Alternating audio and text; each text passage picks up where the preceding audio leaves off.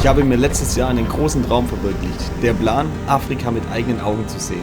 Dafür habe ich mir in Südafrika ein Auto gekauft und bin einfach Richtung Deutschland losgefahren. Was ich in den 22 Ländern alles erlebt habe, seht ihr hier. Alter, wow, Scheiße!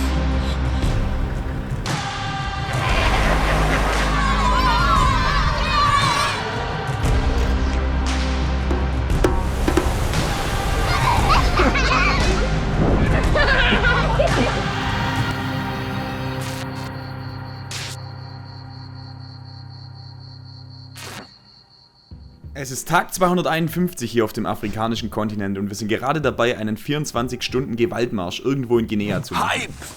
Bock! Angriff! Angriff! Auch wenn die ersten Kilometer super viel Spaß gemacht haben, Hey! wurde es richtig zäh in der Nacht. Wir haben gerade hier ein bisschen Komplikationen. Es ist 3:18 Uhr und plötzlich geht Jan nach 42 Kilometern so. Falls man das überhaupt als Gehen bezeichnen kann. Ich bin mir sicher, dass es das jetzt war. Alle meine Versuche, ihn zu motivieren, bewirken nichts. Total schade, ey. Krampf komplett. Sodass wir uns entscheiden, für 2 oder 3 Stunden inmitten eines Dorfes neben einer Kirche auf dem sandigen Boden zu schlafen. Nein, der ist nicht besoffen. Der ist einfach durch.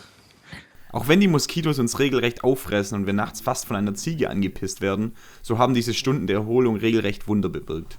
Jan läuft wieder, was ich wirklich nicht für möglich gehalten habe. Also jetzt schauen wir mal, wie weit wir kommen, ob es langsam besser geht oder ob wir gleich wieder so fertig sind. Tatsächlich geht es mir mittlerweile ein bisschen scheiße. Ich habe übelst Sodbrennen von diesem Energy-Gesöff, was wir getrunken haben. Und ich musste fast kotzen. Es wird langsam hell. Wir haben die Nacht überwunden, die alles andere als geil war. Also meine Muskeln haben sich regeneriert, was schon mal ziemlich gut ist, weil die waren komplett am Arsch. Aber was mir noch weh tut, ist mein rechtes Knie. Also hat sich beim Laufen angefühlt, als ob da irgendwas geplatzt ist und eine Flüssigkeit drin ist. Ja, vielleicht ist das auch der Fall. Gar nicht so gut. Alter, die sind so hart beladen. Im Fluss kommt so langsam wieder Leben in unsere Körper. Alter, war das erfrischend. Das hat gerade richtig gut getan. Trotzdem müssen wir für die Einheimischen so wirken, als kämen wir gerade verwundet aus einem Kriegsgebiet. Ça va. 59k, Alter. Und Jan ist noch im Rennen. Geil. Haben wir 50k? 50k, Digga.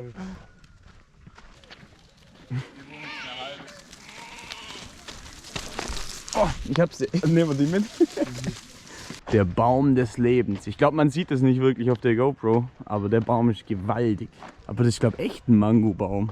Junge. Da wächst ein Baum im Baum. Also lass da mal kurz hin.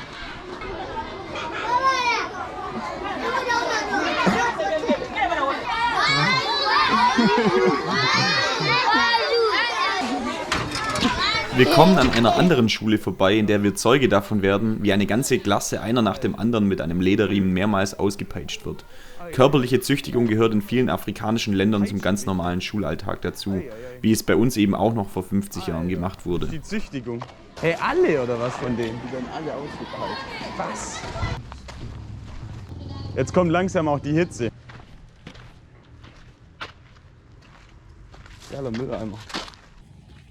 So, jetzt sind gerade die wahrscheinlich letzten 600 Meter für mich angebrochen.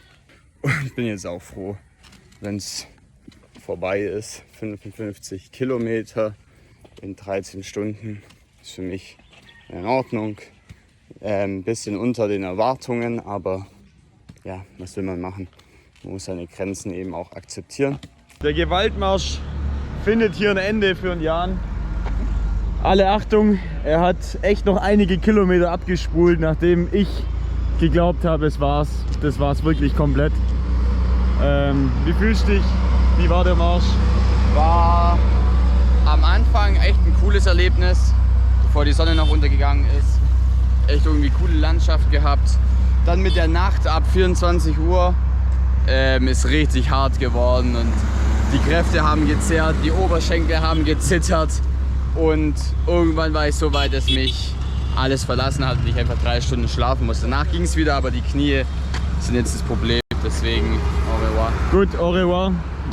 Ich laufe weiter, ich versuche es noch bis zum Auto zu kommen. In 6 Stunden sieht man sich wieder auf der anderen Seite, Alter. Einen Softdrink bitte mit. Alter, du bereitest für mich ein Mahl vor, ey. Ich mach gar nichts. Wenn ich da ankomme und 80 geknackt habe. Ciao. Hau rein. So, jetzt kommt halt einfach der harte Part alleine, wo man sich wirklich alleine motivieren muss, wenn man mal nicht mehr kann. Kann man nicht getragen werden vom anderen, der einen dann wieder pusht. Und außerdem ist dieser letzte Abschnitt einfach komplett an der Straße, an der Hauptstraße entlang. Es geht nachher in eine größere Stadt rein. Die Sonne, ich meine, jetzt ist kurz nach 10, wurde jetzt langsam auch richtig heiß. Davor waren noch viele Wolken und jetzt kommt sie langsam durch. Ich hoffe, es bleibt noch ein bisschen bedeckt, weil nachher ist halt nicht mehr auszuhalten von der Hitze. Wir sind jetzt noch fast 25 Kilometer und ich bis zum Auto laufe. Mal schauen, ob ich es schaffe.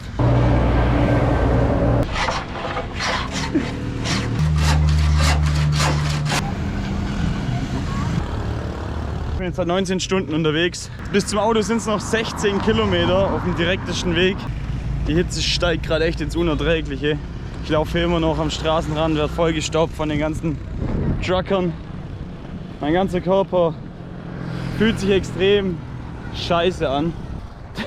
Es fühlt sich an, als wären es nicht meine Beine. Und das ist schon krass, ich habe schon die ersten Halluzinationen. Und plötzlich war ich außerhalb meines Körpers. Ich habe es gar nicht gerafft. Ich habe mich von oben gesehen und in dem Moment hatte ich keine Schmerzen. Nichts, gar nichts. Und dann ist mir das bewusst geworden, so fuck, was passiert gerade? Und dann war ich plötzlich wieder in meinem Körper. Werde ich so schnell auch nicht mehr machen, diesen Gewaltmarsch. Er ist schon hart, schon echt hart.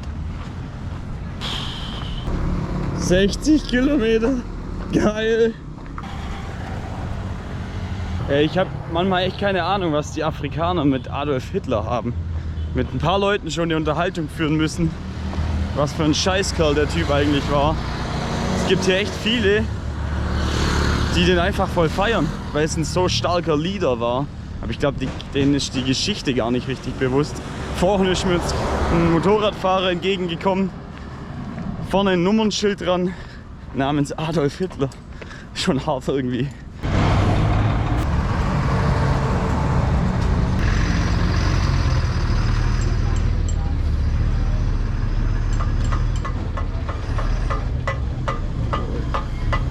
Die Straße, auf der ich laufe, ist eine Straße, die die Chinesen bauen, um sich dann irgendwelche anderen Rechte zu holen. Minen, Schürfrechte.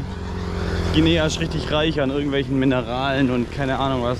Auf jeden Fall ist das wahrscheinlich der Austausch. Die bauen Straßen für die und das kommt ja den Chinesen dann am Ende auch zugute, weil die dann direkt aus ihrer Mine auf guten Straßen das Zeug zum Hafen bringen können und dann ab nach China. Ist schon hart, ist schon richtig hart. Auf meiner Afrika-Reise ist krass, wie viele Straßen in den letzten 10 Jahren von den Chinesen erbaut wurden. Was sie da an Geld reinstecken, was sie da an Deals machen. Die sind heftig drauf. Ich hätte gerade echt gerne einen Thermometer dabei. Also ich glaube, jetzt haben wir die 40 Grad locker geknackt. Oh, es fühlt sich so heiß an. In der Hitze laufen nicht mal mehr die Afrikaner rum. Ich sehe nur mich rumlaufen. Was für eine Aktion, wirklich. Die anderen sitzen alle im Schatten. Aber ich beiß mich jetzt gerade echt durch. Die letzten 6 Kilometer. Ich laufe so halb in Trance, wie so ein Zombie. Am schlimmsten ist, wenn dann die Leute zu dir kommen und einfach voll nett sind und so, hey, wie geht's dir? Und du so, hey, gut. Jetzt wird aufgehört zu jammern. Jetzt beiß ich echt nochmal durch. Merci. So, ich habe jetzt gerade noch meine letzte Pause eingelegt, 2,5 Kilometer vorm Ziel. Und die Leute hier sind schon wieder so cool drauf. Ich saß da. Die haben mich gesehen, dass ich ziemlich am Struggeln bin, haben mir direkt einen Stuhl gebracht, durfte mich da hinhocken, habe jetzt da kurz gechillt. Und jetzt bei der Zielgeraden werde ich sogar noch begleitet von Babuka. Abu Bakr. Ah, Abu Bakr. Alter, ich kann es nicht fassen. Ich betrete jetzt gleich das Gelände von dem Wasserfall, wo unser Auto steht. Hat irgendwo auch Spaß gemacht, mal die Grenzen kennenzulernen. Beziehungsweise ich bin noch nicht an den Grenzen, aber ich weiß auch nicht, ob ich die in Afrika erfahren muss und dann irgendwo lieg. Vor allem nicht im 13. ärmsten Land der Welt. Die letzten Meter müssen gerannt werden. Ich freue mich gerade so. Jan! Ich hab's geschafft! Alter, krank! Alter! Krank! Ich hab's. Hast jetzt 80 Kilometer gemacht? Nee, nicht ganz. Genau das habe ich lang visualisiert, hier zu sitzen, dann ins Dachzelt zu gehen. Oh. Ich habe nicht einmal gepisst.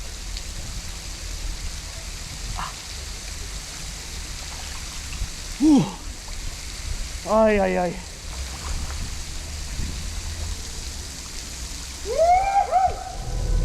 Wir sind wieder on the road und kurz vor Conakry. So, der Verkehr in Conakry kotzt mich jetzt schon an und wir sind noch nicht mal wirklich drin. Gestern, als wir von dem Platz am Wasserfall weggefahren sind, hat es kurz einen Schlag gegeben.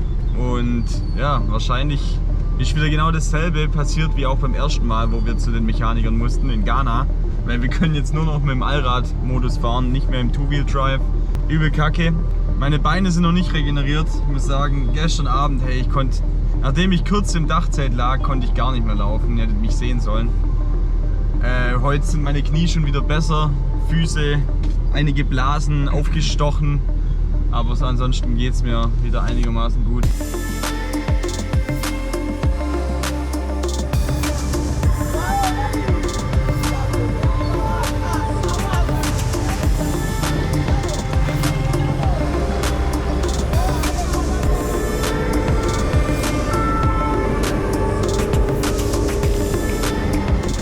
Bevor wir an unserem Hotel ankommen, an dem wir noch 2 Tage in Conakry entspannen wollen, sind wir plötzlich auf einer ungewöhnlich ruhigen Straße. Eigentlich zu ruhig für das Chaos, in dem wir zuvor waren. Während wir uns über die freie Fahrt freuen, bemerken wir auch schon, dass hier was nicht stimmt. Überall wurden Mülleimer umgeworfen und es liegt deutlich mehr Zeug auf der Straße als sonst. Erst als wir zu den bewaffneten Polizisten kommen und das Fenster öffnen, wird uns klar, was hier los ist. Sofort strömte uns Reizgas in die Augen. Es gab hier vor einer Stunde eine heftige Demonstration und Ausschreitungen. Direkt vor uns in der Seitengasse sind noch einige gewaltbereite Demonstranten, die Steine und Rauch- und Reizgasbomben auf die Straße werfen. Genau der Weg, an dem wir vorbei müssen. Nach kurzer Diskussion sagt der Polizist, okay, und dann geht eigentlich alles ganz schnell. Irgendwie kommt mir das Ganze vor wie im Film.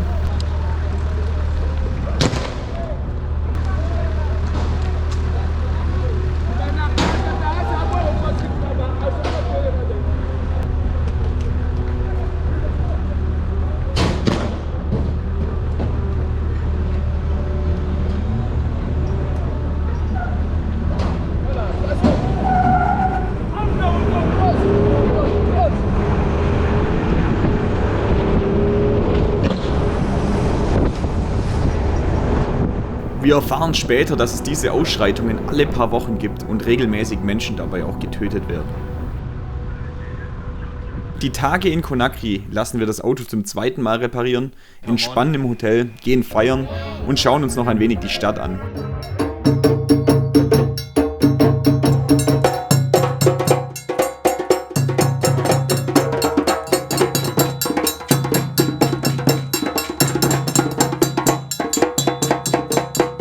Bis auch schon der Tag gekommen ist, an dem Jan nach Hause fliegt. Es ist ein Monat vergangen.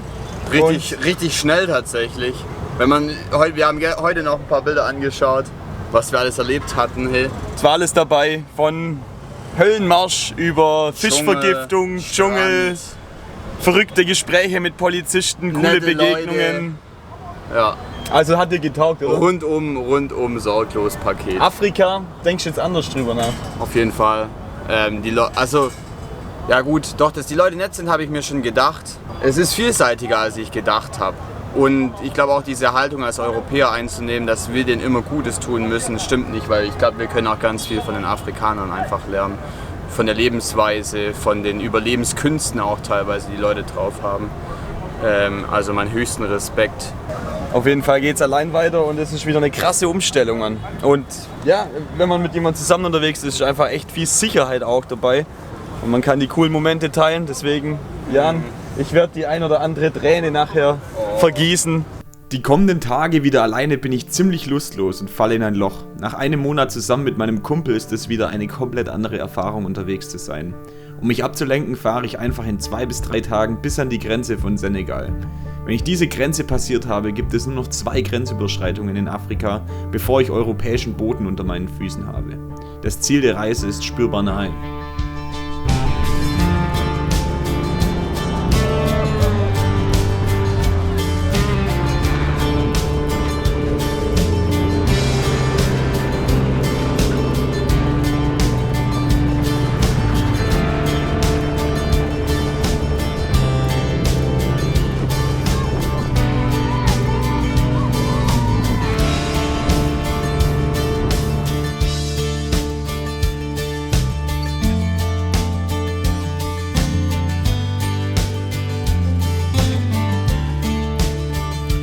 Ich bin gerade echt ein bisschen ins Schwitzen gekommen, weil der Polizist gesagt hat, wenn man 5 Tage im Land bleibt, egal welches Visum man hat, muss man dazwischen in Conakry zum Flughafen auf das Sicherheitsministerium gehen und das Visa in Papierform verlängern. Jetzt saß ich da wirklich 3 Stunden, habe in dem hin und her geschrieben und ich dachte, fuck, das war's, ich muss wieder den kompletten Weg zurück nach Conakry fahren, bis zum Flughafen.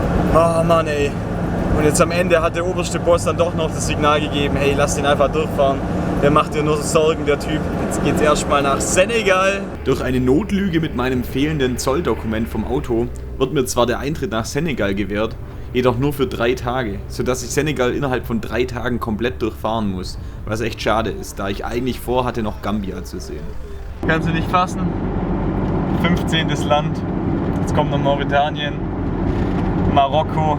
Und dann ab nach Europa. Doch bevor ich an Europa denke, muss ich erstmal durch Senegal fahren. Das Land erstreckt sich über etwa 196.000 Quadratkilometer. Das entspricht rund 55% der Fläche Deutschlands.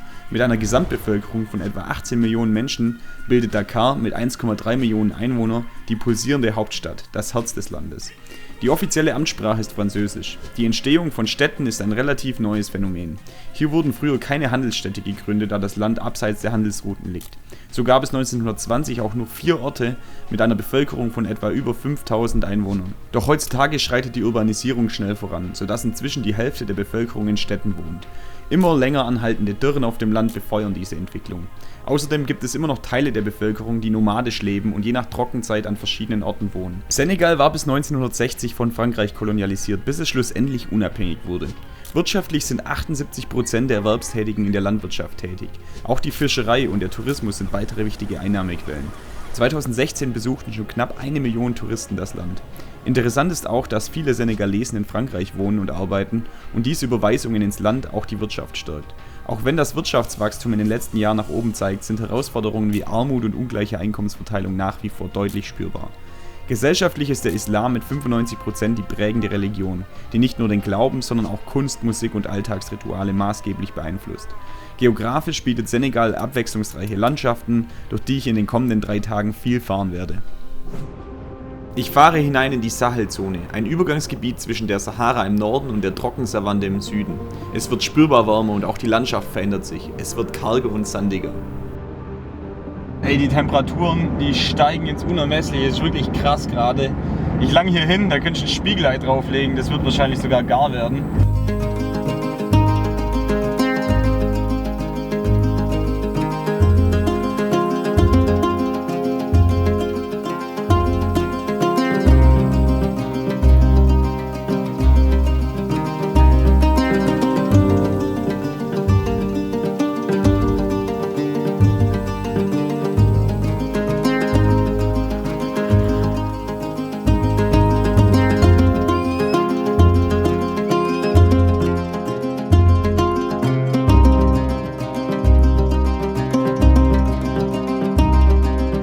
So, ich bin jetzt schon ein gutes Stück vorangekommen hier im Senegal.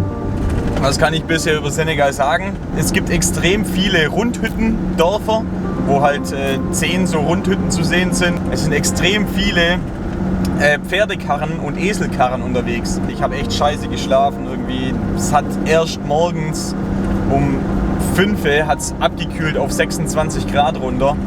Und es ist einfach zu heiß, ey. Ich habe übel Hunger. Ich suche gerade die ganze Zeit irgendwas am Straßenrand, was ich essen kann. Jetzt habe ich hier gerade bei den Einheimischen irgendwelche, keine Ahnung was das ist, eine Art Beere gekauft. Da hat innen einen größeren Kern und die äußere Schale knabbert man halt so weg. Und es schmeckt so süßlich, säuerlich. Ich hoffe, man kann das ganz normal so essen.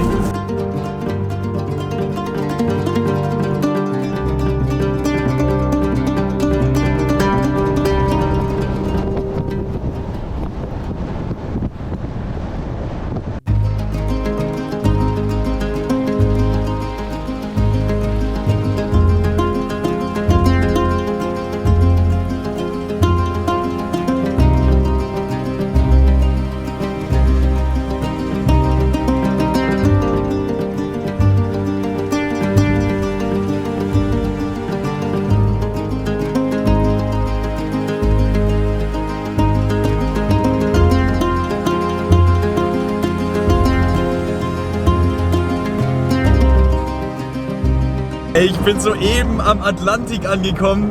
Völlig krass. Ich kann es doch gar nicht glauben. Bin wieder am Meer.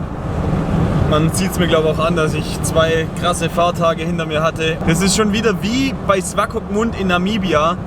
Du bist ein bisschen im Landesinnere drin, 10 Kilometer, 5 Kilometer, gar nicht allzu weit weg von der Kiste.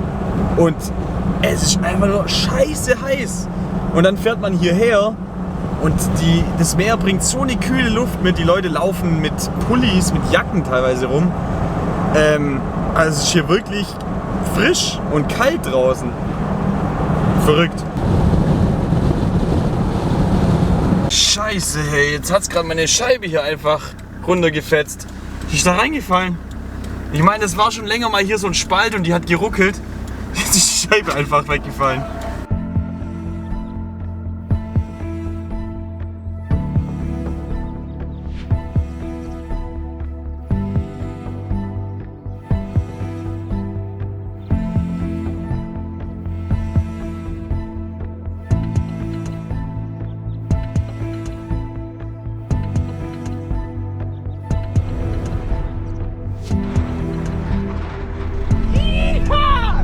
Let's get pumping, baby!